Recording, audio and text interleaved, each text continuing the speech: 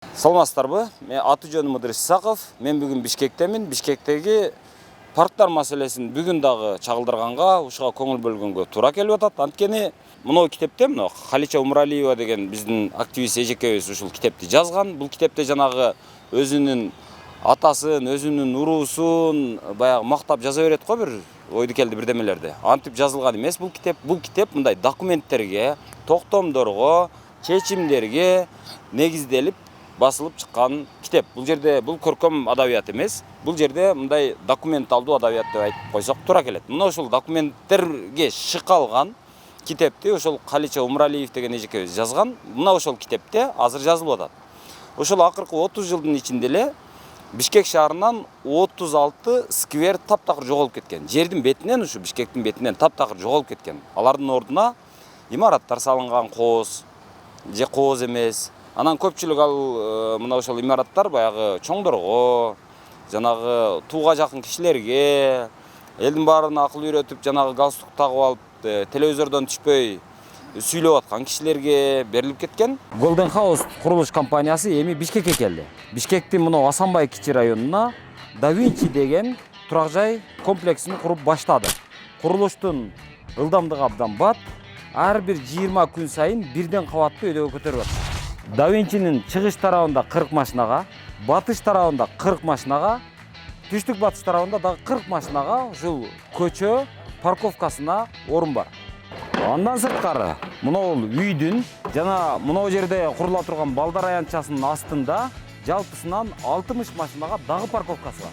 Да Винчи турак жай комплексиндеги батирелердин бийиктиги полдон баштап тышыпка чейин 3 метр 30 сантиметр таза болот. Да Винчи турак жай комплекси мөңгүлүү тоолордун этегинде, анан мына Асанбай паркынын жанында жайгашкан. Мына ошол кишилер азыркы күнгө чейин өзү негизи мынтип жашаш керек, кыргыз тигинтип жашаш керек, мынтсек мыйзамдуу болот, мынтсек өнүгүп кетебиз, мынтсек жыргап кетебиз деп эс үйрөтүүсүн дагы деле улантып келатат. А бирок биз азыр мына ошол Ататүрк паркы аябай тема болуп атат, күндүн темасынан түшпөй атат бир нече күндөн бери. Азыр эле Бишкек шаарынын мэри чыгып билдирүү таратыптыр. Ал билдирүүдө ушул 20 майда Ататүрк паркындагы жанагы мыйзамсыз курулган үйлөр сүрдүрүлөт. Анын ордуна ошол Ататүрк паркы мурдагы 1992 жылдагы калыбына кайрадан келтирилет аянты деп айтылып атат. Бирок эми мен айтарым мындай да, макул, ал сүрдүрүлүш керек, туура, ал сүрдүрүлүш керек, парк калыбына келиш керек. Андай кылбай бардыгыбыз ушул парктын жерин алып кете бере турган болсок, анда башка парктарды дагы жакында жеп бүтөбүз. Ошон үчүн мен азыр Дубовый парк дегенге келдим. Анткени Дубовый парк, башка парктарды дагы кыдырайын деп турам бүгүн. Анткени ошол Дубовый паркта дагы, башка парктарда дагы ошо өзүнүн чиновниктерибиз аларды сатып беришкен, өздөрү ээлеп алышкан, же болбосо мындай караганда акча кылышкан, суулап салышкан десек болот да. Мисалы мына эле жерде мына Паул деген кафе экен. Легкий конструкциядан кылынды деп айтылат эми, а бирок легкий деле эмес, кадимкидей эле капиталдык курулуш. Андан менин маңдайымда Фрунзе деген ресторан турат, ал дагы кадимкидей капиталдык курулуш менен курулуп алган, ушул парктын ичинде турат. Андан сырткары жогору жакта дагы бир нече объектилер бар. Ошонун бардыгын азыр Кате эжеке өзү жанымда.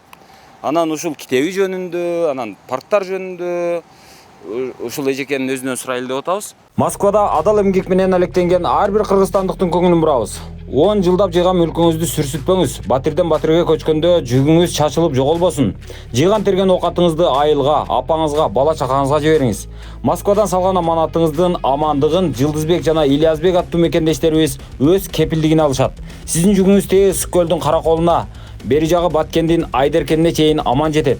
Байланыш үчүн +7 977 955 28 79 же +7 922 543 96 85 номерларына чалсаңыз болот. Жылдызбек менен Ильязбек алыстан салган аманатыңызды айылыңызга аман алып барышат. Катеже, биринчиден сиздин мына жазган китебиңизге абдан чоң рахмат. Анткени мен окуп чыктым. Толук окуп чыга алган жокмун, бирок айрым мындай парктар жөнүндө окуган деле абдан сон жазылыптыр. Мисалы парк качан түзүлгөн, ким түзгөн, аянты канча болгон, кийин канчага көбөйгөн, кийин кантип кайра өзгөргөн, кимдин чечими менен кимдерге берилген, эмненин негизинде берилген деп ошонун баардыгын жазыпсыз. Сиз бул өтө чоң эмгек бул. Ошон үчүн сизге өтө чоң рахмат. Дагы бир жолу. Бул анткени бул кыргызга мындай ушул парк темасына келгенде, ошол бул китепти мындай коррупциянын, кыргыз коррупциясынын мындай далилдери, документалдуу далили деп атап койсок болот да. Сизге чоң рахмат. Мафия боюнча маалымат. Ооба. Эми муну дагы баягы биз кыргыз ушул бир жакшылыкка демөөрчү болбойт окшойбуз. Кайра эле келип ушул китептин чыгышына Сорос кейжи демөөрчү болуптур. Эми Соросту биз жамандап жакында кууп чыкканы калдык. Бирок ошондой болсо дагы Соростун ушул китеби калыптыр, макул эми. Сороска да рахмат. Эми биз каалайбызбы, каалабайбызбы, жакшы ишти жакшы деп айта жүрүш керек да. Туурабы? Туура. Так, эжеке, кандай десек? Мынау парк жөнүндө дагы жазыпсыз. Мен бул парк жөнүндө дагы окудум. Бирок көп нерсеси эсте калган жок. Анткени цифралар, жылдар, баягы адамдын аттары, Керимкулов, Ногоев, Түлеев дагы не ошондой аттар өтө көп экен. Эстеп кала алган жокмун чындыгында. Ошон үчүн өзүңүз айтып берсеңиз. Бул парк качан түзүлгөн? Азыркы абалы кандай? Эми бул парк 1890-жылы түзүлгөн. Буга Иванов деген купец бар болчу. Ак падышанын тушундагы эмелерден? Ошол акча берип Никольская церковьту куруп, анан кийин жанында кичинекей сквер эметкен. Анан кийин ошол скверге дагы бактарды отургузуп, Фетисов деген ботаник бар болчу. Ошол парктарга школа леса деп балдарды чогултуп, элден акча чогултуп, мондай бактарды отургузганда, ушул илгерки парк, биринчи ошо Бишкектеги парктардын бири да. 1820-жылы түзүлө турган болсо, демек 90-жыл бу. 1890-жыл болсо, азыр канча жыл болуп калат ушул парктын? Бир кылым өттү. Ооба. Экинчи кылымга кетти. Ооба. 1890, 1990, 130 жыл болуптур. 134 жыл. Ооба. 134 жыл мурунку паркты биз азыр келип алып талап талкалап атат экенбиз да. Чындыгында бул эме статус берилген памятник. Анан кийин жерге эчтекеге мындай капитально курбаш керек да. Ошо жерде Пауль деген кафе азыр быйыл эле эксплуатацияга киргизди. Мурун 90-жылдары 49 жылга берилген. Ошо паркты барып көргөзбөйлүбү? Бул өзүнөн сурасак болобу, болбойбу? Эми кожоюндары эмне дейт эми? Сатып алдык дейт эми, туурабы? Арендага алдык дейт да. 49 жылга дейт. 49 жылга. Бул жерде 49 жылга эмес, 5 жылга эле арендага берилсе болот да. Облегченный конструкция, мисалы контейнер, киоск койгонго да. Жеңил желпи кичинекей. Жерде 4 сезоны деген кафе бар болчу мындай. Бул 2 кабат. Азыр 3 кабаттуу чоң капиталдуу имарат куруп коюшту, Пауль деп. Анан кийин биз сотко бергенбиз. Кайсы жылы? 23-жылы. Былтыр. 23-жылы биз сотко бергенбиз. Ошо жер берилген токтомду жокко чыгарыш керек деп. Прокуратурага жазып, маалыматты алып, анан кийин сотко бергенбиз. Бирок 1 жылдын ичинде сот караган жок да. 3 сот алмашты. Алмашып эле по существу караган жок да. Анан кийин силер мөөнөттү өткөзүп койдуңар деп бизди четке какты. Бирок рахмат, шаардык сот туура эмес чечим кабыл алды деп кайта карагыла по существу деп биринчи инстанцияга жиберди. Азыр ошол сот, демек бул жер азыр дагы сот иши жүрүп атат. Иши жүрүп атат. Азыр сиздер соттошуп атасыздарбы? Ким берип атат доогуну? Исти Эрик Рыскулбеков, анан кийин Светлана Антропова берип атат, физическое лицо. Биз дагы общественный фонд «Наше право» бергенбиз, бирок бизди чыгарып койду. Силердин укугуңар кантип тебеленди, фонддун укугун ким тебеледи, ушул токмдо менен эмне болду деп. Анан кийин азыр мен Эрик Рыскулбековдун доверенности менен сотко катышып жүрөм. Анан кийин өзүңөр көрүп атасыңар, кичинекей эле үй болчу. А азыр чоң территорияны алып, асфальттап, бул жерге трансформаторный подстанция, подсобный помещенияларды куруп, келтеген эме имарат турат. Мен ойлоймун, бул туура эмес. Себеби жанында памятник архитектуры Русский драмтеатр, орус драмтеатры. Тетиякта могила. Көрүстөн. Көрүстөн красноармейцтер каза болгон 19-жылы. Ошолор көмүлгөн, ошо жерде көрүскөн. Эми ошо жердин жанына ушундай увеселительный заведение кылып атат да. Мен ойлоймун, бул туура эмес. Анан кийин айтат: "Ой, бул в легких конструкциях". Бул легкий конструкция эмес. Бул жөн эле чоң имарат, капитальное строение. Бирок жазалган материал легкий конструкция деп коет. Темирден жасалган ичинде. Легкий конструкция бул киоск, облегченного киоск, контейнер. Келип эле мындай алып, муну бузуш керек да, туурабы? Эми муну токтомдуу сот жокко чыгарылса, анан кийин сноско беребиз деп ойлоп атабыз. Бирок жеңебизби биз сотто? Чоң суроо. Мен азыр айтат элем, мына мисалы президент Садыр Жапаровдун азыркы баягы Жашыл мурас деп аткан демилгесин мен абдан колдойм. Мен ачык айтайын, абдан колдойм. Анан жанагы Ататүрк паркын тазалоо, сүрдүрүү боюнча дагы чечимин мен сыйлайм. Анткени бул туура, түпкүлүгүндө туура. Анан эми анын баягы акчасын ким төлөп берет, анан ошол жерди берип койгондор жазаланабы деген маселени аны чечсе боло турган маселе. Себеби аны же биринчи алган адамдар өздөрү төлөп бериш керек, же болбосо саткан адамдар өздөрү төлөп бериш керек, же болбосо токтомду чыгарган адамдар төлөш керек. Анын артынан бир нече адам камалыш керек, ошол чечимди чыгаргандар. Анан мына жерде мындан карагыла, эми ушул жерде азыр мына тротуарда, эми тротуарды айланып тротуар аркылуу жүрүш керек экен эжекелер. Тротуар аркылуу машинанын жүрүшүнө өзү негизи мындай да. Бизде архитектура кайсыл жери менен ойлонот, мен таптакыр түшүнбөйм да ушул. Тротуарда турабы мынау? Бул тротуар, анан бул жерге стоянкага уруксат бериптир. Парковкага өтүш үчүн тротуарды тепсе өтүшүң керек экен. Анан жөн эле мындып кесип дагы өтпөйсүң. Муну тротуарды кадимкидей тротуар аркылуу жүрүп анан өтөт экенсиң да. Өзү мындайга архитектура таптакыр тыюу салат. Эми ал башка маселе. Архитектура ушул жерди караш керек. Эми булар мындай кылат окшойт да, мындай бир жолу мыйзамсыз чечим чыгарып бергенден кийин эми до конца мыйзамсыз кылып кете берели деп ойлошот окшойт да. Аягына чейин эле муну мыйзамсыз берип койдук, макул эми. Эми ушул жерге дагы бир мыйзамсыз бир парковканы курганга уруксат берели. Анан ал жерде тротуарды дагы мыйзамсыз деп эле өтө бергенге дагы бир уруксат берели дешип, баягы Бишкек архитектурасы ушундайларга уруксатты бере берет окшойт. Эми ал башка маселе. Эми урматтуу президент мырза, мындай кылалы, мындай болсок до конца бололу. Анан эми ошол Жашыл мурас дегенибизден кийин до конца Жашыл мурас деген демилгени аягына чыгаралы.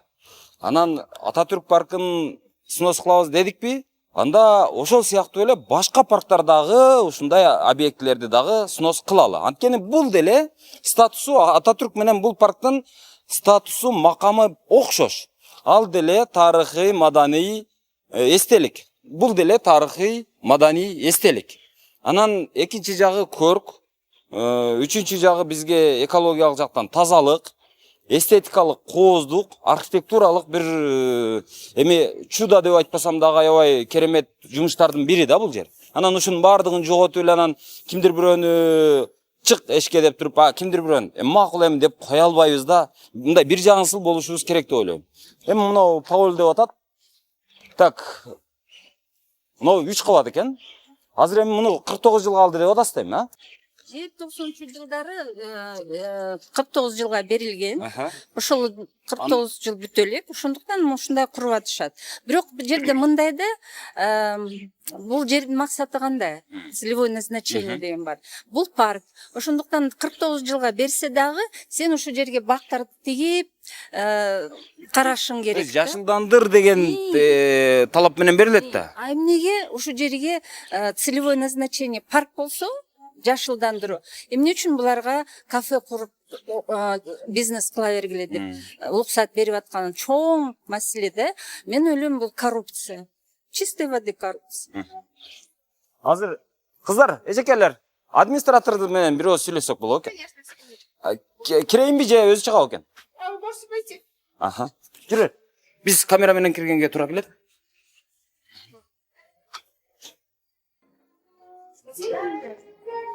Саламатсыздарбы? Кечиресиздер, биз сиздерге жолто болбойбуз. Администраторга кирели дедик. Сизби? Жакшы экен анда. Менин атым Ыдырыс, фамилиям Исаков, эркин журналистмин. Бул эжеке Катя Урумханова деп бул активист эжекен. Анан муну парктын аймагына ушул имараттын курулуп калышы жөнүндө келип атабыз да. Биз азыр бир мүнөттө уруксат сурайлы. Макул, жарайт. Мен күтүп турабыз анда.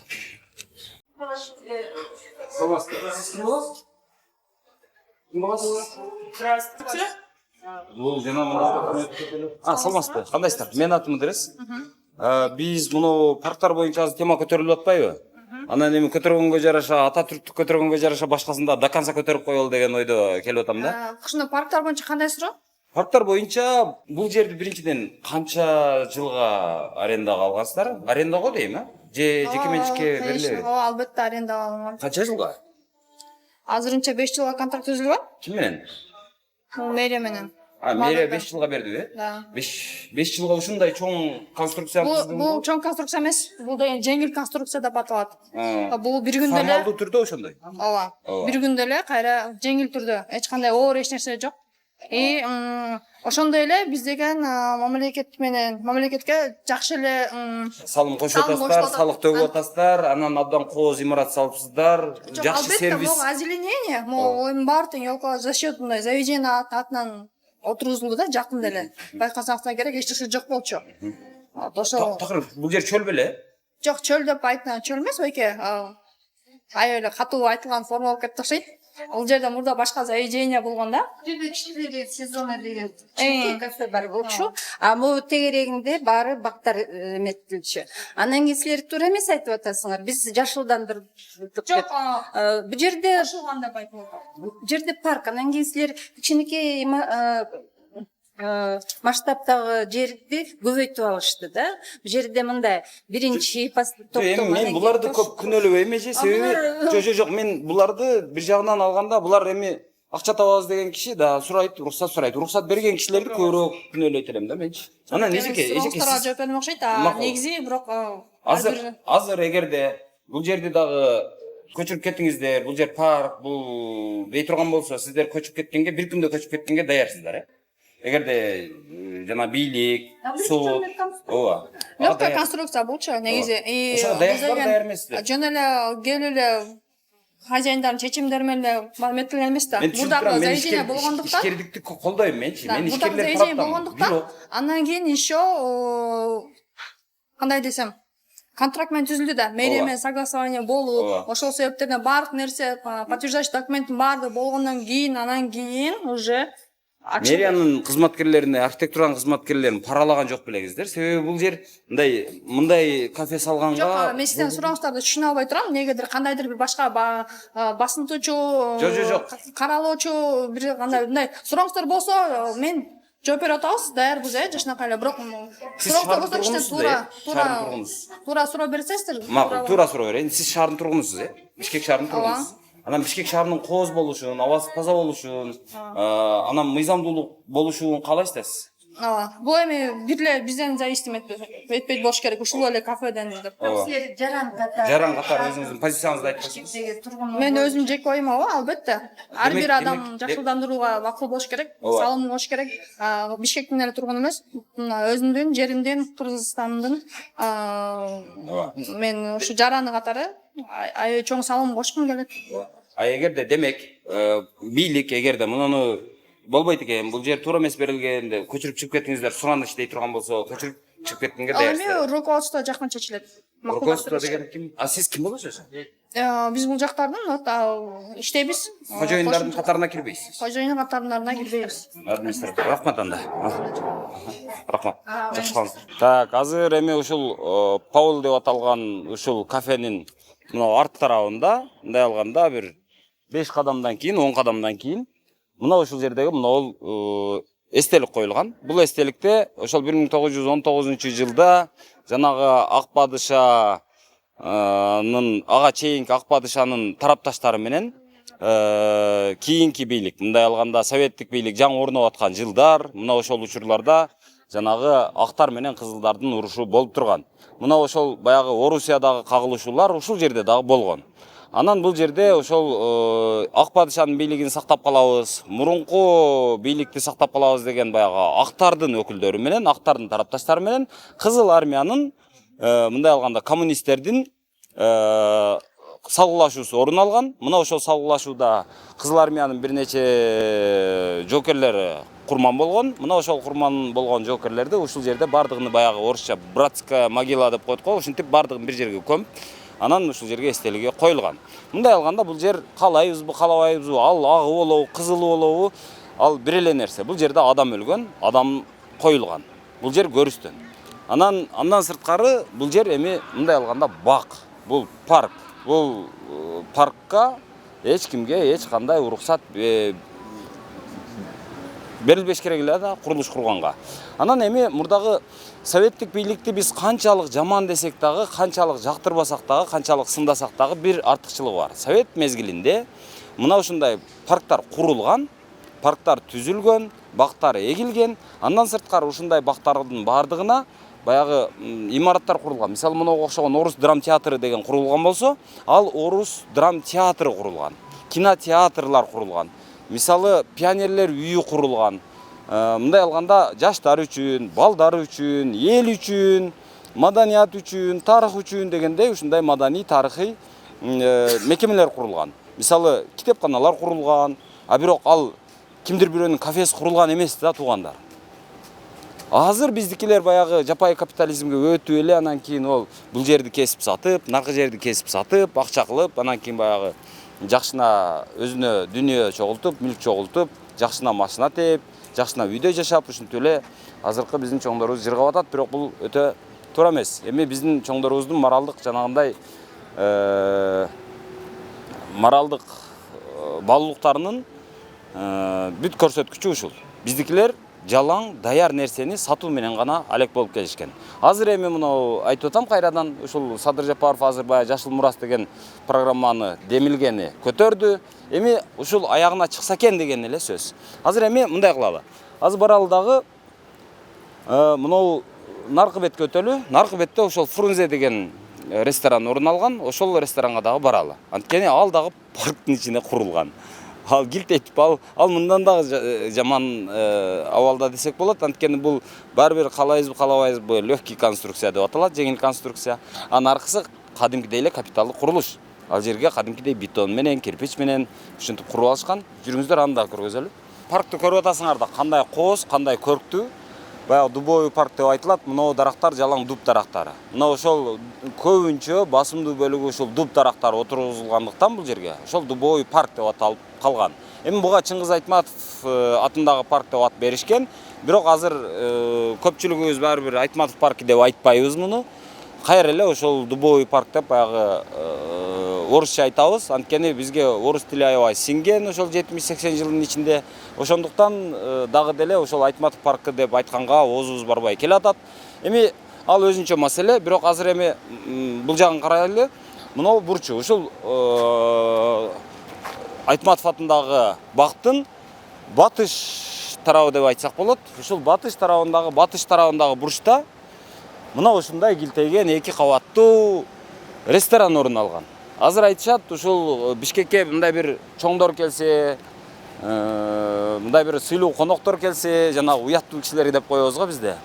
Башкабыздын баардыгыбыздын уятыбыз жоктой болуп, анан уяттуу кишилер келгенде деп айтабыз. Ошол уяттуу кишилер келгенде мына ушул Фрунзе ресторанына алып келишет, ушул жерде сый көрсөтүшөт деп айтышат. Бирок мен билбейм, кандай болсо дагы эми сыйлайбыз десек, талаада деле сыйлай берсек боло берет. Анткени өзүбүз талаада деле намаз окуп, талаада деле бири-бирибизди сыйлап, чай берип, эт берип келатабыз. Ошондуктан бул маанилүү эмес. Ошондуктан урматтуу Садыр Жапаров мырза, урматтуу президент, Болсок, мындай, Дакан Саулолдагы Ататүрк паркындагы мамилени бардыгына бирдей жасайлы. Ассаламу алейкум. Кандайсыздар? Менин атым Идрис. Алибек. Фамилиям Исаков. Саламат, кандайсыздар? Мынау Ататүрк паркындагы козголгон темадан улам сиздерге дагы келип калдык. Анткени сиздер дагы ушу парктын ичинде отурат экенсиздер. Мен туура түшүнөсүздөр. Мен бизнести жактайм, бирок паркты бизнеске караганда көбүрөөк жактырам да. Ошон үчүн бул жердин кожоюндары болобу, кимдир бирөө боло турган болсо, Администраторга каратып өтүп коюн, сизде ооба, сатып коюн, жакшы жүрүңүздөр. болот. Так. Баса. Ооба, мен отуруп турсак болот, отуруп. Макул жер. Чай, кофе. Жок, эч нерсенин кереги жок. Биздин оозубуз булганып калып анан. Саламатсыздарбы? Кандайсыздар? Так, мындай да. Бул жерди өзү негизи мен азыр текшере элекмин эч кандай документтерди. Мурда баягы Өмүрбек Текебаев ушул жерден кафе ачкан, анан ошол кафени мыйзамсыз ачкан, парктын ичинде Текебаевдин кафеси бар деп айтып калышат да. Анан ошол Текебаевдин паркы деп аткан жерге ушул кафе ачылган. Эми ошодон улам азыр эми бул сөз канчалык чын эмес, мен азыр Өмүрбек Текебаевдин өзүнө эле чалайын. Чалып туруп сурайын ушул парктын себеби, эгерде чындап эле Өмүрбек Текебаевдин ушул жерге тиешеси болгон болсо, ушул парктын биринчи кожоюндарынын бири, ушул ресторандын биринчи алгачкы кожоюндарынын бири, эгерде Өмүрбек Текебаев болгон болсо, анда мен баягы кыргыздагы бир макал бар, эшек менен молдо жөнүндө.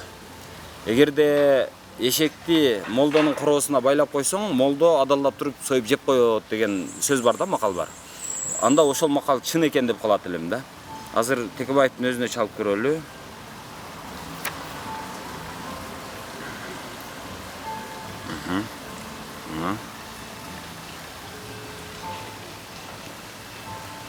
Мына мен номуруну көрсөтпөйүн. Текебаевдин өзүнүн сүрөтү турат, өзүнө чалып атам. Алло, Өмүрбек мырза, саламатсызбы? Assalamualaikum. Кандайсыз, жакшысызбы? Жақсы, рахмат Идрис, өзің. Жакшы, рахмат. Өмүрбек мырза, мен мынау жанагы Ататүрк паркынын темасы Бишкекте аябай кызуу талкууда болуп атат да, күн темасынан түшпөйчү. Бир нече күндөн бери. Анан ошодон улам биз башка парктарды дагы карап жүрөт элек. Ошонун ичинде мынау Фрунзе паркына келдик. Фрунзе паркында Дубовый паркта. Ошол жерде Фрунзе рестораны деген бар экен. Мына ошол жөнүндө сиздин атыңыз байланышкан мындай калпычыны белгисиз сөздөр бар да. Ушул жерден алгачкы кафени Өмүрбек Текебаев курган, иштеткен деген. Анан ошол сөз чынбы жалганбы ошону сурайын деп койгом, чалгам да. Эми илгери 98-жылы ошол паркка убактылуу бир новая редакция деген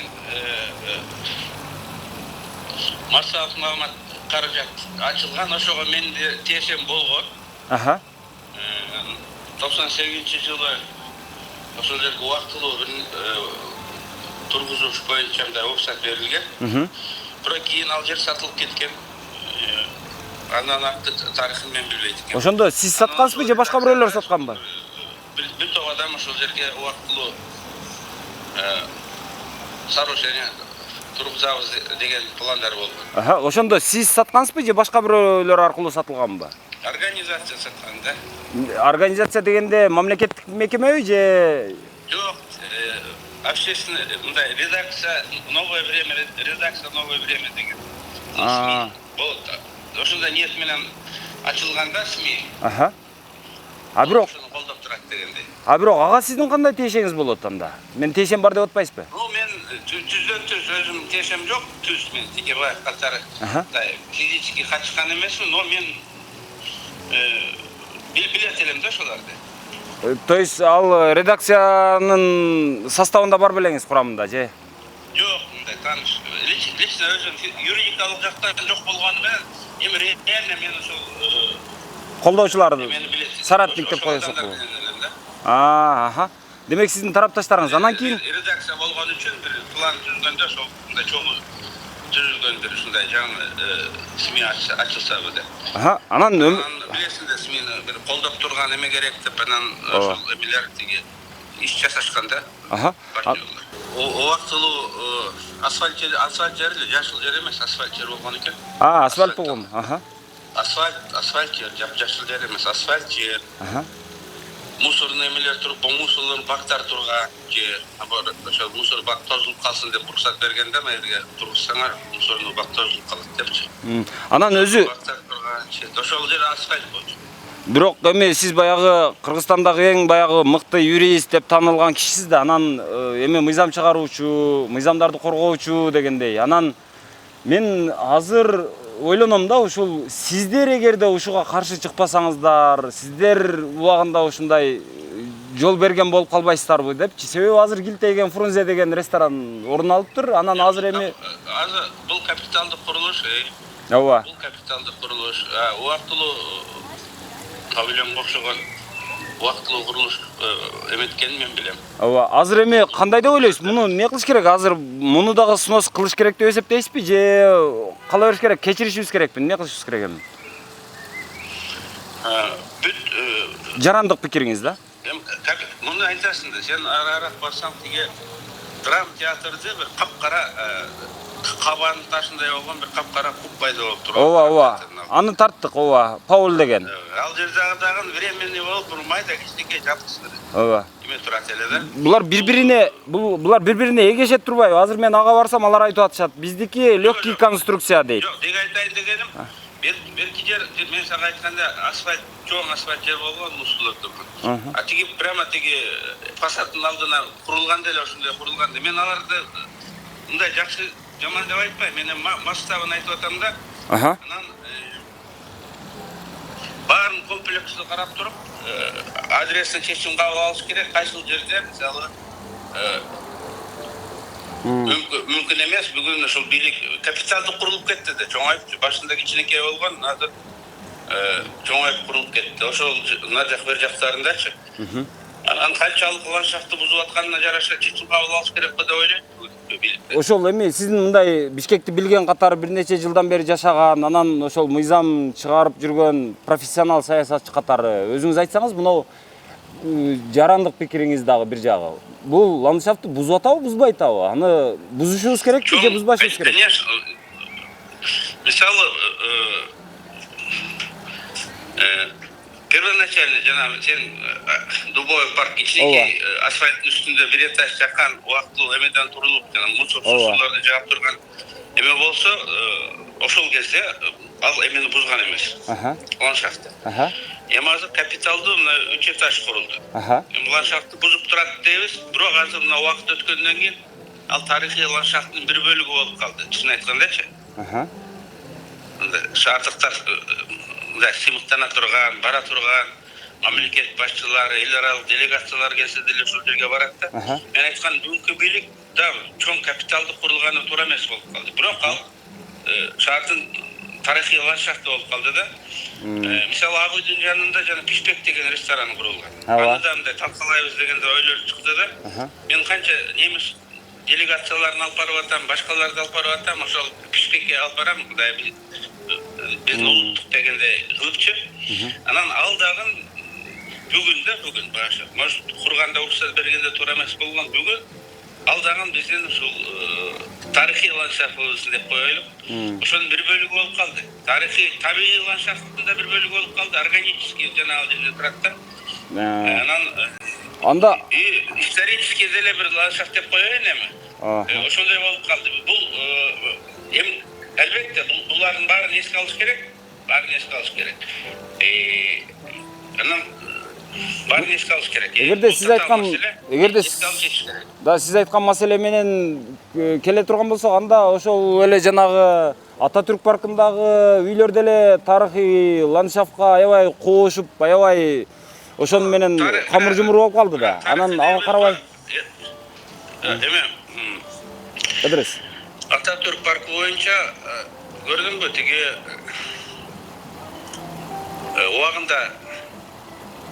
убагында чечсем мынчалык татаалдашпайт эле да. Азыр ал жерде 3-4 божоюндар алмашып кеткен, сатылып кеткен, добросовестный приобретатель дегендей. Ал жерде мындай юридикалык татаалдыктар бар да. Талкаласа болот, бирок компенсациялаш керек деген. Мамлекет уруксат бергенне мамлекеттин да күнөөсү бар.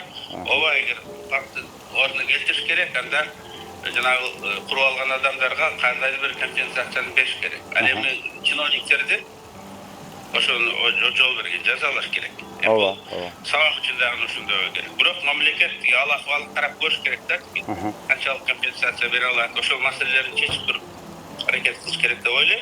Ак үйдүн жанындагы Суракматовдун үйү боюнча кандай ойдосуз? Ал дагы тарыхый ландшафтка аябай кобуш калдыбы? Жок. Ал эми шаардын жок, ал өзүн билемдиктен Символ десек болобу? Туу чокусу.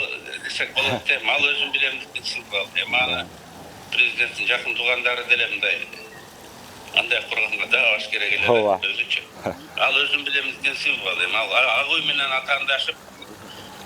атаандашып турат. Эгер бирөө бечара келип камак куруп алып сага окшогон журналистчи тиричилик кылып атса дагы айтмаксың, эми эч кимге бечара тошкоолдук кылган жок депчи. Ооба. Анан эми ал ак үй менен атаандашып атат. Ооба. Ийгитиги менен атаандашып атат. Мааниси менен, таасири менен эмне кылып аласың дегендей атаандашып турат да. Бул мындай жана Көлбаев таштаган чакырыктай эле чакырык да. Муну байкабай калган, көрбөй калган болду. Байкамаксан болгон, көрбөй калган, ушу аралашканга тети. Рахмат чоң. Азыр эми ушу жерден калече токтоң. Ушу жерден мындай кылалы. Азыр Текебай жок. Сиз угуп турдуңуз да дээрлик. Жакшы укпадыңызбы? Ал айтып атат, бул жер эми мурда ошол новая редакция деген, новая время дегенби, ошум бир редакция турган дейт. Анан алар менен мен мындай жакын болгонмун дейт. Жакындыгым, тарапташтыгым бар болгон дейт. Анан ушул жерге ошону курууга мен мындай бир салым кошкондой, мындай колдогондой жагым бар дейт. Бирок мен юридикалык катыштыгым жок дейт. Иш жүзүндө катыштыгым болгон дейт. Бирок азыр дейт, бул баягы ушул жердин ландшафты менен аябай кобушуп калган дейт. Анан бул жерде асфальт болгон дейт. Ошол асфальттын үстүнө эле болгон. Бул жерде чындап эле мурда өзү дарак болгон эмес, биз дарак кыйылган эмес деп атат да. Сиз эми ушул жерде мен сизден сурайын дегеним мындай да. Бул жерде сиз ушул жерде жашаган, ушул жерде туулуп өскөн адам катары сурагым келип атат да. Бул жерде чындап эле мурда эмне болгон? Анан ошол асфальтталган жер ушунчалык чоң беле? Жок. Бул жерде бактар жокко. Ушул жерде кичинекей бир этаждык эле кафе Дубовый лист. Бул жердеби же бул жерде? Жок, бул жерде болчу. Мына бул жерде бактар жок болуп атпайбы? Анан кийин эмнегедир бияка кетип калды да. Биринчи ошо Текебаев айткан кичинекей эле чакан эле жер болчу да. Анан кийин ошону азыр кантип элестетсек болот? Мына ушул жер десек болобу? Мына ушул жер десек болобу? Кандай ошондо канча бул жагына бир 5 метр, бул жагына бир 10 метрдей. 10 метр. Кичинекей кафе бар болчу да. Бул вообще жок болчу. Бул жерде бактар өсчү да. Анан кийин биз уже жетпей калдык изилдөө кылганга. Ушу Фрунзени ким эметти, эмне кандай токтомдор менен алышты, аны биз билбейбиз. Ошондуктан азыр биз запрос кылып сотко берсек болот. Бирок башыбызды кесип койбойбу? Ким кесмек эле? Тил кесмек бар, баш кесмек жок деген макал бар го. Саламатсызбы? Саламатсыз. Кандайсыз? Менин атым Ыдырыс, фамилиям Исаков. Алымбек Кайткулов. Бул жердин ким болосуз? Бул жерде мен азыркы учурда старший менеджер рестораны. Бирок кожоюнчулугуна тиешеңиз жок дейм. Жок. Бирок документтерин билесизби? Мисалы, аянты азыр канча сиздерге караштуу, анан жанагы эмеси канча жыл калгансыздар, кантип алгансыздар? Бул жер ижарада турабы же? Ошол маселе боюнча жөн эле ой пикир арада угулган сөз эле бар. Ижарада турат деген. Ижарада турат деген маалымат бар, бирок ал канчалык так экенин мен точно уверенность менен айтып бере албайм. Азыр мисалы кожоюнуңузга сиз менеджер катары чалып тактасаңыз болобу? Негизи болот, бирок азырынча чакырсаңыз же телефонун берсеңиз бизге. Телефонну азыр бере албайбыз го дейм ал маалыматтарды. Биз тараптан жасала турган иштердин полный жумуштарды аткарып жүрөбүз. Биз деле азыр бул жакта найме жүргөн сотрудниктердин арасындабыз. Мен аны түшүнүп атам. Сиздер эми бул жерде баягы ижара акысын төлөп атасыздар. Бул жердин мына алдын жашылдандырып, кооздоп атыпсыздар. Маселе жок. Элди жакшы тейлеп атыпсыңар. Эл аралык деңгээлдеги конокторду тосуп атыпсыңар. Анын ардын бирине дагы мен эч кандай мындай дооматым жок да, тескерисинче жакшы, азаматсыңар. Ошондой мекемени уюштурганыңар абдан сонун. Бирок эми ушул паркта турган. Эми ооба иштеп атса деле. Команданын образованиясын. Команданын өкүлү катары айта берейин. Анан бирок болгону азыр эми парктын ичинде турганына айтам да, сиз өзү шаардыксызбы? Жок, мен өзүм Жалаттан болом. Ошол жакта төрөлүп өсүп, бул жакка окууга тапшырып, бул жактан бүтүрүп. Текебаевга жакындап кетип атат да ушу. Ал да жаллап аттык, сиз да жаллап аттык, сиз менеджер, ал мурунку алгачкы ошо кожоюндарга тиешем бар деп атат. Азыр деле бул жаллап аттыктардын колундабы, кимдин колунда эми бул? Азыркы учурда так маалымат жок менде, анткени менин бир жетекчим бар, ошол жетекчи менен тыгыз байланышта, мен ошол менен элемин.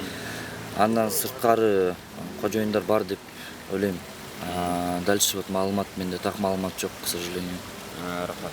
Сен кантип ойлойсуң, ошо парктын ичинде ушундай килтеген имаратты курган туурабы, же бир жерде жашылдырымдуу болуш керек? Өзүңдүн ой пикириң. Ой пикирим бул жерде эки жакка бөлүнүп кетет, ойдагычы. Негизи там, если все было установлено и все построено, грубо говоря, на основании законодательства и по умолчанию были все разрешения выданы, грубо говоря, какому-нибудь индивидуальному предпринимателю, то почему бы нет, если он развивает хорошую инфраструктуру в стране в плане таких зданий, интерьерных и дизайнерских решений и негизи с целью развития крутого бизнеса. Хорошо, анда мен айтайын, мыйзам негизинде деп атасың. Мыйзамдын Болгон болсо. жер кодекси боюнча 78-беринде земли общего пользования деп коет. Парктар, эч качан жолдор көп мөөнөттүү арендага берилбейт, ижарага берилбейт. В исключительных случаях 5 жылга. Бул жерде 5 жылга берилген жерге моундай имаратты курса болобу? Опять же, эмелер бар болса керек деп эсептейм. Есть, наверное, какие-то рамки, ограничения вот, в построении. Может, какая-то легкая конструкция должна быть. Ну, а это легкая конструкция? Нет, это не легкая конструкция. Этот момент, конечно, я не отрицаю. Өзү негизи мындай болуп атат. Эми бир жагынан ишкердин көзү менен карасаң, ишкер айтат эми. Буга мисалы ишкерге уруксатты кимдир бирөө берди дейт. Мисалы архитектура баягы курулушка уруксат берет, госстрой кайсы бир деңгээлде уруксат берет. Архитектураны госстрой көзөмөлдөп жүргөн буга чейин. Азыр эми мэрия өзү жанагындай уруксат берет. Андан сырткары ушул парктар кимге карайт? Мэрияга карайбы, Маданият министрлигине карайбы? Же ошолор уруксат бердиби? Андан сырткары экология деген бар, бир дарак кыйылса өзүңдүн башың кыйып койгудай ушундай каардуу эмеси бар, бирок алар кантип уруксат берип койду? Анан кыскасы ушунча баягы мекеменин, ошо бир нече мекеме бар да бири-бирине байланышкан. Ошол мекеменин арасынан бирөөсү эле жок дей турган болсо, бул нерсе курулмак эмес өзүчү. Бирок бул жерде бардыгы макул деп келген үчүн анан ишкерде ушундай чоң имаратты куруп койгонго мүмкүнчүлүк жаралып атат да. Анан эми ал курду, ал эми неден үмүт кылат? Ал кирешеден үмүт кылат. Ал бир нече жылга ушул жерде жанагы иштейм деп үмүт кылат. Бала чакама ушул имарат калсын деп үмүт кылат. Бирок ушулнун бардыгы баягы кайсы бир ошол мамлекеттик мекемелердин уруксатына негизделет да. Анан эми биздеги мамлекеттик мекемелерде эми билесиңер, айлык 20-30 миңди беребиз, анан кийин аларга олчойгон полномочияны колуна карматабыз. Акырында келсең баягы полномочияны ал ошол мынага окшогон жерлерге уруксат кагаздарына кол койгонго ошол сатып аткан болот да. Эми бизде реалдуулук ушул болуп атат эми бир жагынан. Ишенип бир кызматка бирөөнү коесуң, а бирок айлыкты бербейсиң, анан ошол эле учурда анын колунда чоң полномочия болот. Анан ошол полномочиясын анан ал монетизация кылат. Азыр эми ушундай жашап атабыз, билбейм эми азыр кандай болот. Бирок эми ошодан кайра эле суроо да ушул. Эгерде Ататүрк паркын сүрдүрөбүз дей турган болсок, анда башкаларга дагы мындай до конца сүрдүрөлү деген тема чыгат да. Себеби Ататүрк паркындагылар айтат да, неге менин үйүмдү сүрдүрдүң? Неге ошол Ататүрк паркыныкындай эле маканда турган Дубовый парктагы мына бир байдын ресторанын неге сүрдүргөн жоксуң десе, не дейбиз азыр? Бул баягы Текебаев айткандай, бул эми ушул жердин ландшафтына аябай бул дал келишип, аябай ошол ландшафт менен камыр жумур болуп калыптыр. Ошон үчүн буга тийбедик. А силердики анча болбоптур. Ошон үчүн силерди сүрдүрдүк деп айтабыз. Не дейбиз эми? Алар деле айтат да ушинтип. Анан жанагы президенттин өзүнүн жанагы жашыл мурас деп демилге көтөрүп атканы кандай болуп атат? Ал жагы бир жагынан демилге көтөрүп атат, экинчи жагынан бирөөсүн кечирип, бирөөсүн кечирбей коебузбу? Демилге көтөрүлүп атат. Убагында монолор 100 жыл мурунку парктар экен. А бирок 100 жылдан кийин ушундай бир парк курганга өзүбүздүн күчүбүз жетпейби, жетпедиби? Мисалы азыр Бишкекте бир жаңы парк курулду, мисалы акыркы 30 жылдын ичинде. Жок, мен дагы билбейм мисалы. Ынтымак бар паркты мындай дарак эгип коюшту ошол. Ал реконструкция Ал болду. жаңы курулган парк. Эми ошол чекесин бөлүп алып туруп, анан аны дагы өздөрү курган жок да, бир даракты алып келип оштуктар куруп берди, бир даракты алып келип жалал абадтыктар куруп берди, бир даракты алып келип бир бизнесмен куруп берди. Дарактар жаңы эле тигилди го, мен ойлойм, алар деле 20-30 жыл. Жок, эми ал баары бир парктардан бири болот деп. Мен аны түшүнүп атам. Ал жер паркка деп бөлүнгөн жер. Парк кураган, балким эгилбей калган, а бирок ал парк баары бир. Ал бүгүн болбосо эртең, эртең болбосо бир күн баары бир дарак эгилмек. Жөн таштап койсоң деле акыры бир күн бирдеме өсүп чыкмак да.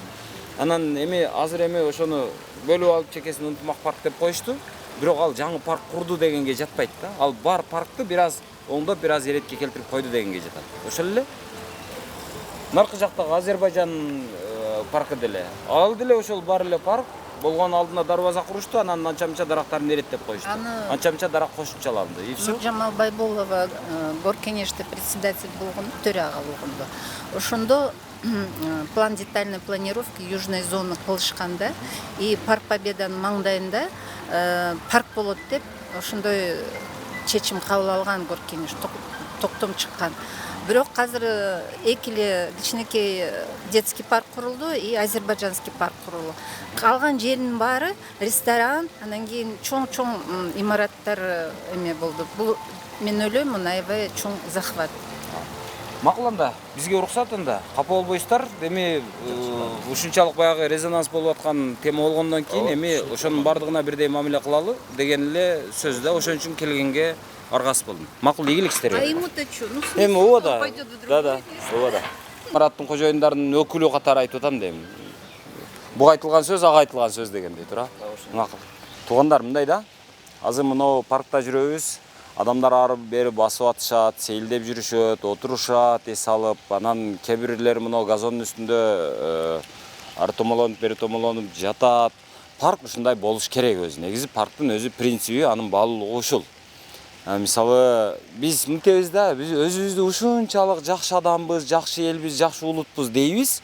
Бирок башкаларга салыштырып көрбөйбүз да эч эле. Мисалы, Европага барсаңыз, парк бизден көп.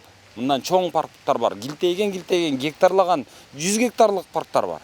Бирок ошол жерлерде дагы коомдук дааратканалар бар, и ошол дааратканалар таза. Мен азыр ушул Дубовый парк деп атат, эми ушул жерде ушунча адам жүрөт, азыр жок эле дегенде ушунун баарын чогултуп келсең, азыр бир 200-300 адам болот. Жок эле дегенде.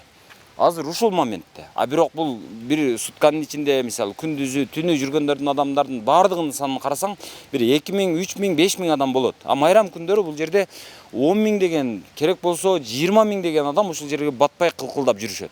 Ошол учурда бир даараткана жок да. Мен бир даараткана көргөн жокмун ушул жерден.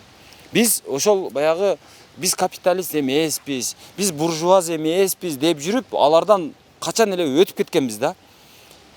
Ошон үчүн ушул бир чарбалык жагындагы эске алсак жакшы болот эле. Сатып жей бербей, жок дегенде ошол бир дааратканасын кылып, анан ошону мындай мэриянын эсебинен, ошол парктардын дирекциясы деген болчу эле илгери, ошол дирекциянын эсебинен, мисалы мына жерде ишкердик кылып атат, бирөө балмуздак сатып атат, бирөө шар ойнотуп атат, бирөө тир ойнотуп атат. Ошолордун баардыгынын ижара акыларын алып, ошонун эсебинен тазалатып, ошонун эсебинен каратып, бактарын бутатып, жалбырактарын алдырып, анан дааратканасына бир кишини коюп, ошонун жанагы даарат кагазын койдуруп, самынын койдуруп, тазалатып, мал ремонттотуп туруш керек да. Бул эми шаардын бюджети деп эле шаардын бюджетине асыла бербей эле, бул өзүн өзү багып, өзүн өзү караганга күчү, кудурети жетиш керек эле. Чарбачылдык ошол болот эле. А бизде азыр анын бардыгын жок кылганбыз. Эми алабыз деп атабыз, бирок алып эмне кылабыз? Алган менен дагы кандай кылабыз билбейм. Мына жакта аталар чайканасы бар эле дейт, аны менчиктештириптир, туалет бар эле дейт, аны менчиктештириптир, азыр эч кимиси жок. Кыскасы ушундай туугандар. Өтө деле мындай Манастын тукумдары жыргатып жүрген жокпуз. Аны моюнга алалы. Кеттик азыр эми мына жакта дагы бир жер урдалыптыр дейт. Эми ошону дагы тарталы. Андан кийин жанагы Суракматовдун жанагы килтейген жана Ак үйдүн алдына салган имаратына баралы. Текебаев айтып атат, ал имарат сен ким болуп калыпсың? Мына мен турганда дегендей бул чакырык деп атат бийликке болгон. Мун көрөбүз. Ал аны жанагы Көлбаевдин чакырыгына салыштырып атат. Ошону менен барабар эле бир окуя деп атат да. Бир жагынан Текебаев анысын туура айтып атат, бирок өзүнүн имаратына келгенде Текебаев дагы жанагы эми бул кобушуп калды деп атат. Азыр Суракматов чыгып алып, бул дагы архитектуралык жактан ушул Ак үйдүн жанына, Ак үйгө параллель туруп, аябай кобушуп турат десем эмне дейбиз? Анда жөн эле коелу дейбиз анда. Кыскасы ушундай да. Жашыңыз улуу киши экенсиздер. Анан ошодон бир сиздердин оюңуздарды сурайын деп атам да. Жанагы Ататүрк паркын снос кылабыз дешип атат. Ошого үй кургандарды. Сиз кошуласызбы, кошулбайсызбы? Жок, парк боюнча калыш керек да. Ошондой болуш керек, Анан элди кысуулар айтышпайбы айтылат. Мына жерге Пауль деп мындай бир капкара бир имарат курушуптур. Аны эмне кылабыз? Снос кылалыбы? Аны деле алыш керек, мына эл кеңири жүрүш керек да. Суракматов деген мурунку мэрибиздин аркы жака бир чоң килтейтип Ак үйдүн ар жагына дагы бир имарат салып алыптыр. Аны эмне кылабыз? Кандайсың?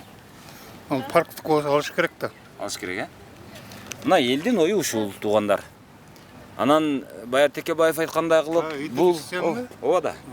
Телевизордон көп көрөм да сени. Муну балдарга бирдеме калтырабызбы же баарын бөлүп жеп алабызбы? Мынтип берсе буларга калбайт да эч нерсе. Биз улуу эл элек го баягы. Улуу эл бир парк кылбаппыз 30 жылда улуу болуп. Ага жетишпеди ага. Макул. Болуптур, жакшы калың. Мына элдин ою ушул. Туугандар, мындай. Азыр биз ушул мына Айтматов паркынын, орусча Дубовый парктын эски аты. Биз мына түштүк тарабында жүрөбүз, жогору жак, тоо тарабында. Анан ушул жерде дагы бир ушул кичинекей бир бөлүгү менчиктештирилип атабы же ижарага берилген, кыскасы бул жерде тосулуп турат. Анан бул жерде мындай жазуу бар экен. Калыбына келтирүү объектинин паспорту дейт. Объект минералдык суулардын павильону дейт. Мурда ушул жерде тоголок имаратта баягы газ водалар, минералдык суулар сатылчу экен. Архитектуралык эстеликтерди реставрациялоо жана калыбына келтирүү Ак суу минералдык суу павильону дейт. Чыгармалардын аталышы дейт. Бул чыгарма эмес да өзү. Эми тарыхый жагы чыгарма да. Бирок анан дареги эркиндик 53А дейт, аткаруучу дейт. Жоопкерчилиги чектелген коому МАК-ИКО дейт. Бул аткаруучу МАК-ИКО деген ушундай тарыхый баалуулуктарды реставрация кыла турган эме экен, Аткаруучу дейт да. Аткаруучу бул бир подрядчик болуш керек да эми. Бирок бул заказчик окшойт го. Заказчик жазылбаптыр, мына караң. Мына кыргыз реставрация дейт. Жумуш жүргүзүүгө уруксат. Жок, булар уруксат бердик дейт. Илим изилдөө долбоорлоо институту дейт, кыргыз реставрация дейт, 28 ушу баштап дейт. Анан иштин башталган датасы дейт. Буг айы деген апрель экен. Анан аяктоо дагы буг айы 2024 апрель. 24-жылдын апрелинде бүтүш керек экен. Апрель эмес, азыр май болду, али иш башталып элек. Анан мен ушул жерден мына бир нерсени билгизет да, мына. Илим изилдөө долбоору кыргыз реставрация деп атат да. Демек бул тарыхый баалуулук, тарыхый имарат деген сөз да. Туурабы? Ошону өздөрү далилдеп атышат. Бул жер тарыхый имарат. Анан муну реставрация кылыш керек деп атат. Андай боло турган болсо, анда бул тарыхый баалуулук деген сөз. Май да. Билбейм, анан да апрель деп турат да. Бул жер эми жеке менчик жер эмес. Ошондуктан биз кире берсек боло берет. Бул коомдук жай. Кандайсыңар? Келат эле тетир басып кетти. Азыр бул жер склад болуп калган окшойт. Мына жагы куурап жатат. Анан ушинтип суу койбой кууратып отуруп, анан бир күн бул жерде эч нерсе жок экен, дарактар курап калды. Анан ушинтип имарат салдык деп биздикилер окшотуп коюшат. Азыр мына бул имарат, бул тарыхый имарат. баягы тарыхый баалуулуктардын, тарыхый эстеликтердин катарында турат, тизмеде бар. Ошон үчүн кыргыз реставрация өзү киришип, өзү уруксат берип же өзү буйрутма берип ушуну кылдырам деп турат. Аны мынау жанагы реставрациянын сырттагы паспортуна жазып коюшуптур. Бул жерде бирок ошо 1 жылдан бери бир дагы аракет болбоптур. Анан мен ушул жерден кайрадан ушул президенттин өзүнө кайрылат элем. Кайрылганга аргасызмын. Анткени урматтуу президент мырза, эми мындай да. Өзүңүз мен кайра кайталап атам, капа болбойсуздар. Баягы YouTube'дан мындай жылдырып көрсөңүздөр дагы ушул сөз кайра угулса экен деген оюм да. Ошон үчүн мына сиз баягы жашыл мурас деп баягы демилгени көтөрдүңүз. Ошол демилгениңиздин аягына чыгып коелу. Чыкпасак болбойт. Эми мындай бир жаңысыл бололу. Анан эми сизди баягы до конца деп кыйкырып атып бийлик алып келишкен. Ошол до конца дегендердин, ошол урандык чакыргандардын үмүтүн актайлы. Ошолордун ишенимин сындырбайлы. Бул жер дагы ошол жашыл мурастын, сиз айтып аткан баалуулуктардын ошол демилгенин бардык талабына жооп берет. Бул жер дагы ошол жашыл жер. Бул жер мынантип бозоруп турбаш керек, мынантип талкаланып жатпаш керек борбор калада. Ак үйгө ошентип мындай бакырсаң угула турган жерде экен мындай алганда. Анан ушул жер ушундай болбош керек да. Мына жерде Маданият министрлиги өзү турат, ошонун имараты. Ал дагы тарыхый имарат. Анын ошол азыркы Маданият министрлигинин жер төлөөсүндө кыргыз интеллигенциясынын алгачкы ошо 39-жылдары ошол жерде жана кыйноолор болгон, ошол жерде көпчүлүгү атылган, өлтүрүлгөн, суралган. Кыскасы ошол жерде кыргыз баягы эмеси кыргыз интеллигенциясынын башын алуу, кыргыз интеллигенциясын кыруу деген жанагы иштер ушул жерде болгон. Репрессия ушул жерде, репрессиянын машинасы ошол Маданият министрлигинин жер төлөөсүндө жүрүп турган. Маданият министрлиги моундай кол созсоң жете турган жерде турат. Бул дагы мына ошол аймактын ичине кирет. Туугандар, ошон үчүн муну ремонт кылалы, муну ошол элдин кайрадан ошол карамагына алалы, анан бул жерди ошол парк менен бириктирип жакшына кылып карайлы. Анан кийин муну да кесип туруп, баягы торт кескендей кылып чекесинен кесип жеп алган туура эмес. Телефонго тартып алсызбы, келиң. Ким болосуз сиз? Assalomu alaykum. Келсеңиз, ким болосуз? Же өзүм барайын? Кандайсыз? Ооба. Ошо берип эле койсоңуз жакшы болот. Assalomu alaykum. Алейкум ассалам. Мен атым Ыдырыс. Мен мынау Ататүрк паркындагы баягы азыркы болуп аткан иштерден улам ушу жерге келдим эле. Муну тосуп отурат экенсиздер. Сиз ким болосуз? Кожоюндарданбы? Жок, биз ошакты карап охранабыз да. Охрана болсоңуз жакшы экен. Анда кожоюнуңуз ким бул? Кимге карайт? Ал жак ремонт болуп атат, Идрис байке. Аны ким ремонт кылып атат? Мэриябы же ошо кожоюндарыңыз ремонт кылып атабы же ким кылып атат? Кожоюндар ремонт кылып атат. Кожоюндарга кандай тиешеси бар экен бул жердин? Бул кожоюндарга деп берилбей турган жер экен да, эми баягы тарыхый, маданий, эстелик жер деп айтылып атпайбы? Бул статусу ушундай экен. Жок, байке, ал жер мурунтан эме болгон да, алынган да 49 жылга арендагачы. Анан байке, сиз биринчи жолу эле эмес да, бияка уже толтура киши келип атат да. Ооба, мен түшүнүп атам, мен ачылыш жасап айтам.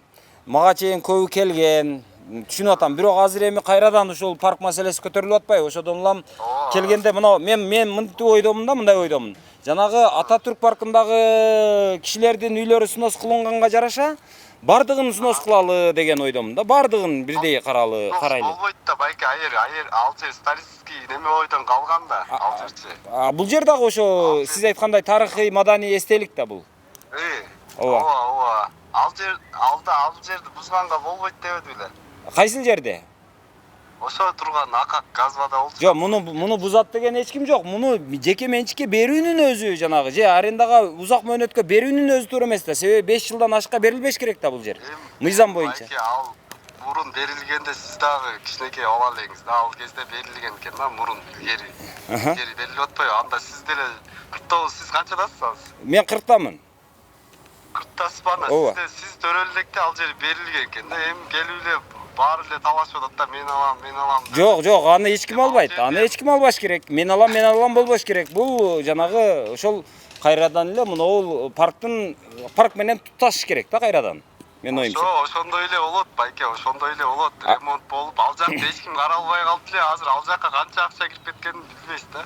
Подвалдан бери полный, брусчаткадан бери ремонт болот, ал жак болбойт деген жок. Анан муну ким реставрация кылып атат? Реставрация деп жазып коюпсуңар сыртта. Аны реставрация кылыш үчүн бул баягы сиз айткандай тарыхый эме болгондон кийин аны жанагы лицензиясы бар, реставрация менен алектенген мекеме өзү кылыш керек дейми? Жок, ал жакта полный суранганда документтерин алышкан, башка кылган полный ремонт кылып атышкан да. Анан ремонт кылып атышса эле келип туруп эле мамлекет биз өткөрүп алабыз, анан митебиз деп эле баардык аракет кылып атат да. Кылып атканда эми ал жерде ремонт болуп уже неме болуп кетти, акча кирип кетти, подвалы бар анын ичинде. Подвалын жасашты, фонтанчиктерди полный көрсөңүз ошолорду ремонт кылып атышкан. Анан келип эле биз алабыз, мамлекетке өткөрөбүз дегенден кийин аябыр токтоп калды да. Жок, азыр элдин баары кусуп атпайбы? Анан силер эмнеге куспашыңар керек? Жок, айылда мен ошо немем жок. Макул болуптур. Жок, кустурсак бардыгын до конца кустуралы анда. Же мындай тандабай мындай тегиз мамиле кылалы.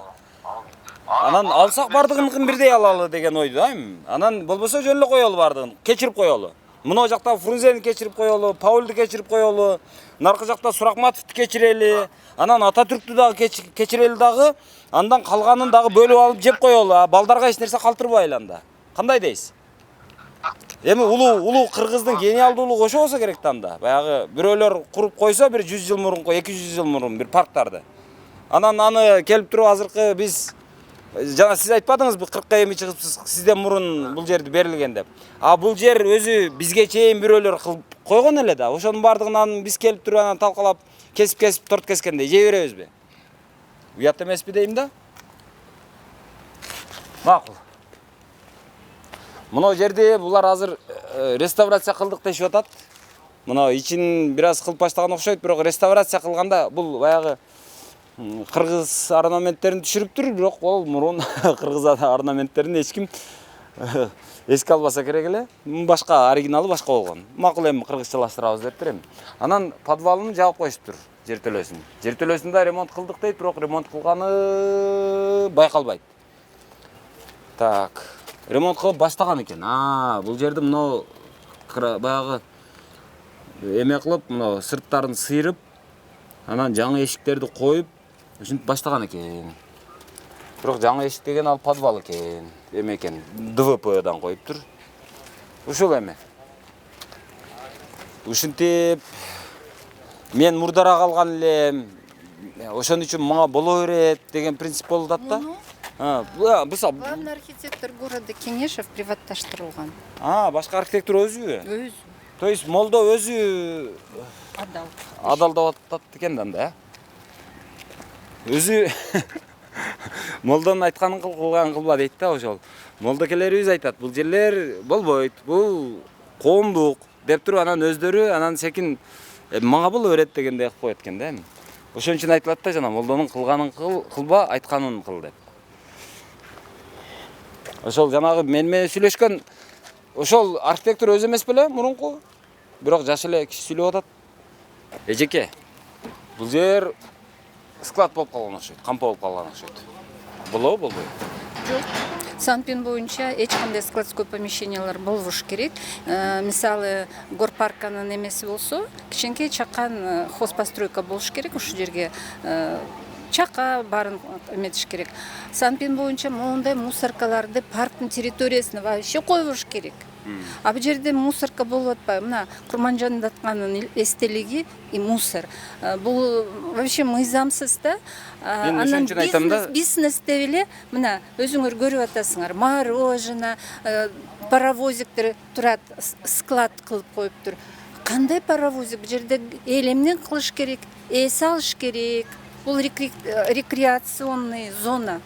Мындай шаарга атайын жазалат да, ушундай жерлер жанагы экологияны эметкенге ошо. Анан кийин бул предпринимательский деятельность бул жерде болбош керек.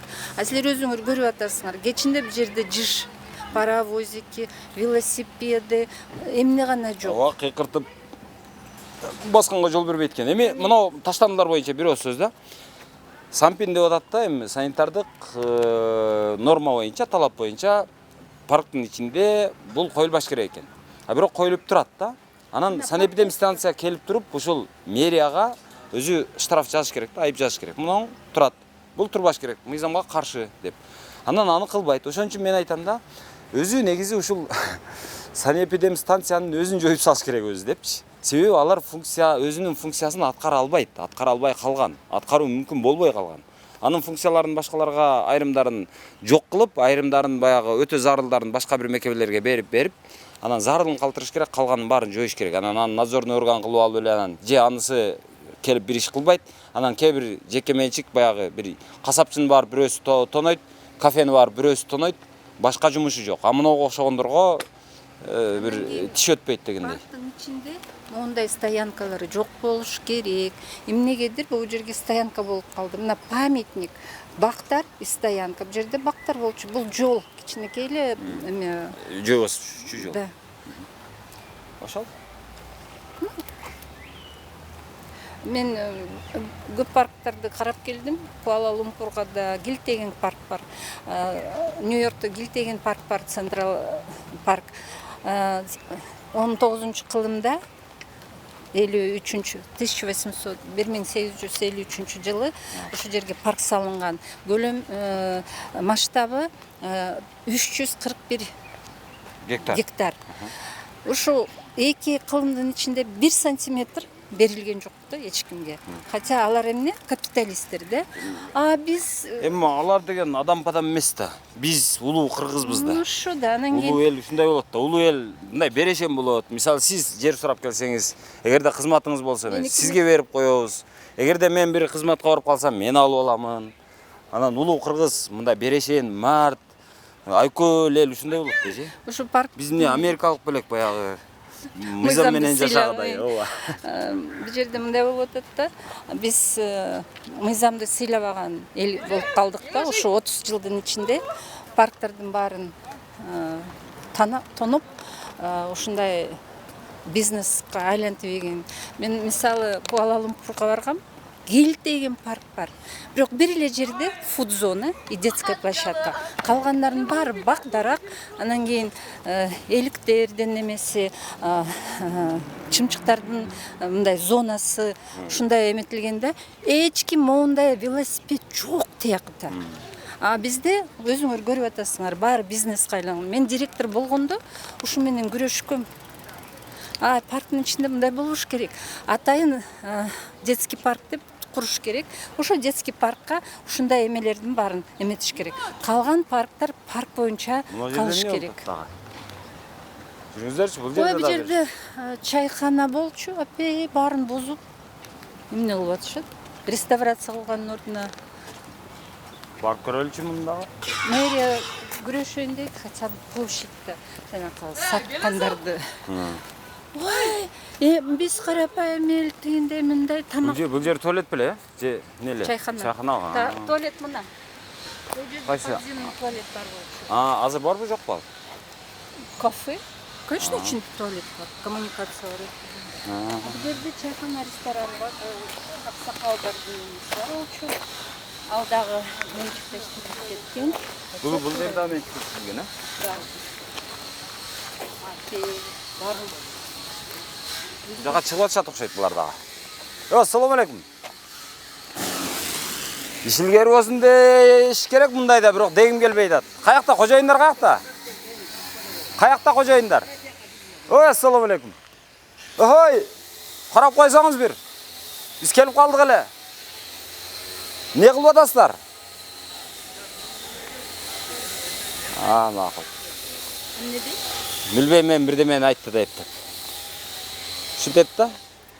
Адамдын баягы жүзү жарык болгондо качпайт да. Бул жерде кош келипсиңер дейт. Мына жерде мынтип атабыз, тигинтип атабыз. Мына документти, мына уруксат кагазын алдык. Мына мындай болгон, мынчанчы жыл менчиктештирген биз. Ага мына токтомго бул кол койгон, мына ондой чечим чыккан, мындай аукцион болгон.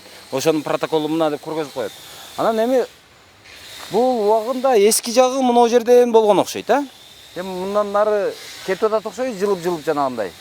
Мына бул жерде Ушул жакта эле болгом. Жок, мына жер бар окшойт го. Мына эски эме да мыналар. Турабы? Ассаламу алейкум. Реставрация кылып атасыңарбы? Эмне кылтасыңар? Жакшы, рахмат.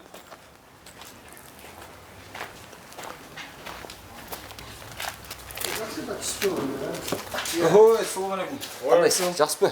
Менин атым Ыдырыс. Жакшы, мен Камал. Бул мен кимге кайрылам бул жердин мындай? Мен Кожоюндары болсо жакшы болот беле. Мен ичин көрүп чыксак болобу? Жок, болбойбу. Неге? Анан эмечи? Мына жагы наркы жагына эмне чоңойтула деп атабы? Жок, иштеге чоңойбу. О, наркы жак неге чоңоюп атат? Мескеле аз беште көрсөткен жокмун өзү. Мени айтайын аласың.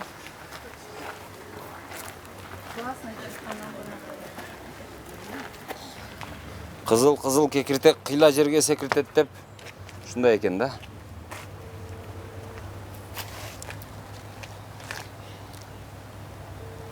Силаев баштаган. Силаев Эшке чыксы. азыр ал ушул жердеби же Россияга кетип калганбы? Ошол. Борис Силаев жанагы же ал Танаев болчу, баягы. Премьер-министр Танаев. Силаев мэр. Биринчи мэр избранный. Ошол кезде выбор болчу да, мэрди биз шайлаганбыз. Борис Силаев первый мэр города Бишкек. Биринчи мэр. Шайлоо болгон биринчиде. Ошондо Кененбаев менен Силаев Атандаш болгон. атандаш болушкан. Ошондо Силаев жеңген, биринчи мэр болгон. Ошо Силаев баштаган парктардын территориясын менчикке берип, вернее арендага берип, ошол баштаган. Анан кийин анын артынан Керимкулов келди, улантты. Анан кийин Тюлеев, Ногоев, Данияр Усенов. Баары эле келген кишилердин баары эле. Кулов дагы салымын кошкон бул парктарга. Молодежный парктарга. Эжеке, сиз бизге келбедиңизби? Кандайсыз, жакшысызбы? Кандайсыз? Менин атым Ыдырыс. Очень приятно. Саламатсызбы? Ага. Эжеке, бул сиздерге караштуу окшойт, мен байкашымча. Биз эми наемный работникпиз, бул жакта оңдоп түздөп атабыз. Кожоюндар ким экен? Кожоюндары есть люди, руководителибиз бар. Алар өздөрү чыгып жооп берет экен же кандай экен? Мен түшүнүп атам, сиздер менчиктештирип алган экенсиздер убагында. Аны эми ал мыйзамдуу Жок, биз менчиктештирген жокпуз. Эми кожоюндар макул. Аны убагында эми ошол менчиктештирүүгө уруксат бергендер өздөрү жооп берер. Бирок мынтип азыр мынау чыгып алганга ким жооп берет экен дейм да, мынтип бул дагы. Чыгып алганга? Мынаудан бул жака чыгып атпайбы мынтип? Бул дагы илгери Бул бар. территория по проекту бул бияктын владелицине караштуу экен. Бул территориясы менен кошо берилип атабы. Территория Макул берилсин.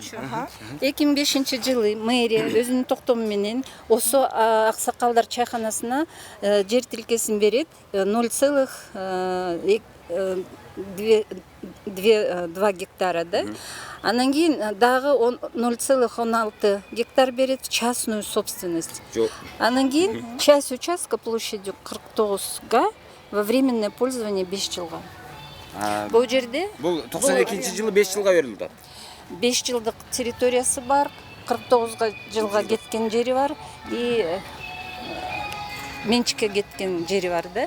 Мисалы чайкана приватташтырылган, анан кийин ошо приватташтырылган чайкананын жерин менчикке чыгарат, а калган территорияны арендага берет. Ошентип чайканабыз оомун болду. Өзүңөр көрүп атасыз. Өзү негизи кандай болуш керек? Бул өзү биринчиден өзү негизи коммерция сос объекттен башкасы бардыгы менчиктештирүүгө жатат өзү. Мисалы мектеп, театр, спорт зал, ошолордон башкасы бардыгы менчиктештирүүгө жатат. Чайканалар дагы менчиктештирилет. Себеби ал сос объект эмес. Бирок мына территория өзү сос объект болуп атат да. Тарыхый, маданий. Бул парковая территория. Ошол жерде приватташтырылып. Бул дагы приватташтырууга жатпайт. Жатпайт.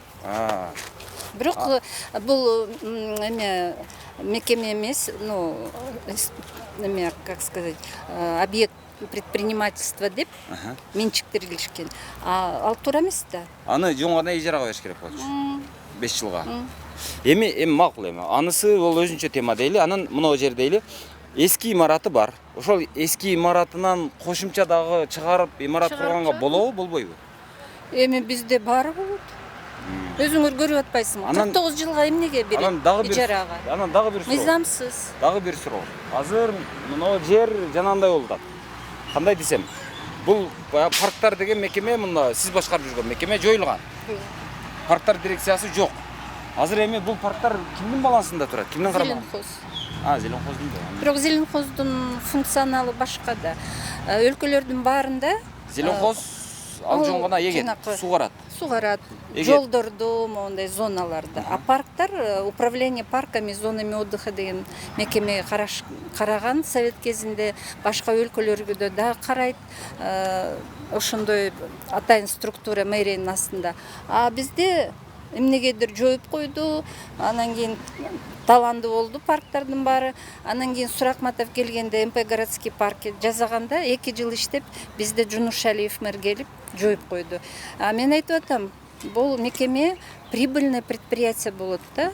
Себеби Эжеке, мен кожоюнду күтөйүнбү, күтпөйүнбү? Келеби, келбей, келбесе келбейт, балдар кете бергиле десеңиздер кете бересиз, капа болбойсуз. Анан жок, биз жооп берет элек. Анан эртең биз ошо келейин десем сурабай кетип калдыңар, ойдат деп жанагындай кылбайсыз, Мен Халича Умуралиева. Ошентпейсиздерби? Мен могу китепти жазгам. Парк жана скверлердин Бишкектеги жайгашкан парктардын тарыхын жазып чыккам. Өзүнчө эле ким качан, кайсы мэр кимге жердин баарын тараткан. Эжеке дагы бир жолу. Мен күтөйүнбү, күтпөйүнбү? Кете бер десеңиз кете берейин. жазып атам, ответ хочу. Болбосо мен мындай кылайын эжеке. Азыр наркы жакка барып, Суракматов дегендин дагы имараты бар экен. Аны дагы тартайын, анан кайтып келатып тейин. Хорошо. Анан ушул жерде күтүп турса турду. Анан бирөөз ой мен келдим деп айтам. Эгерде мына мен даярмын, мен мынтип алганмын деп жооп берсеңиздер. Түшүндүрөлүп атабыз, биз бул жерди арендага алып атабыз да, ошон үчүн ремонт кылып атабыз. Да, субарендага алып атабыз. Ну, это уже, наверное, руководитель знает. Мен аны түшүнүп атам. Бул жакта мен просто кожоюну азыр чыгып, мен жооп берет элем ойдат дебейби? Бул объекттин кожоюнуна выходым жок менин, честно. Биз арендага алган эле адамга чыгам да. Анда макул. Ошондой да, атак мен анда аркысын уже. Анан бирок ошол арендага алган уруксат берип атабы, мына жерге мынтип чыгып туруп салсаң болот деп. Мына жерге архитектура же бирөө уруксат бердиби, ушул жака чыгып кура берсең боло берет деп. Мен ошону эле билгим келип атат. Ошон үчүн куруп жатат да, бул жака да көп акча жумшатчы. Анда архитектура, урматтуу мына Бишкектин архитектурасы, сиздер эмне бул жерден дагы акча жеп алгансыздарбы? Эмне болду? Мына жер жашыл жер болсо, анан эмне наркы тротуарга чейин чыгарып имарат курдурганга уруксат бересиздерби? Эмне кыласыздар? Мен ушул Бишкектин архитектурасына аябай таң калам да. Мисалы Бишкек мэриясы турат, ал артындагы тоого үндөшүп турат. Мынтип турса, анын аркасында 4 бурчтук кылып бир үйгө уруксат бердиңер. Анан тротуарлар турса, тротуарды тепселетип өтүп, анан парковка кылганга уруксат берип атыпсыңар. Жогору жакта бир жер, мына жерде мына Паулдун алдына дагы берип атыпсыңар. Силер эмне решение мындай сатып атасыңарбы? Эмне бул эми бул архитектура, Бишкектин глав архитектурасы баягы. Чайхананы эле иштетсе болмок. Мен ошону айтып атам. Эми чайхананы сатыпсыңар макул. А чайхананы өзүн эле оңдоп түздөп иштете бербейби да? Неге бул жака мынтип чыгып атат? Буга ким уруксат берип атат? Азыр бир жагынан архитектура азыр мэрияга карайт. Мэр чыгып, азыр паркты бузупсыңар, паркты кайра калыбына келтиребиз деп, мына жактагы бир нече кишини ызылдатып, азыр эртең 20-сында бузам деп атат. Анда мына жерге эмнеге уруксат берип атасыңар?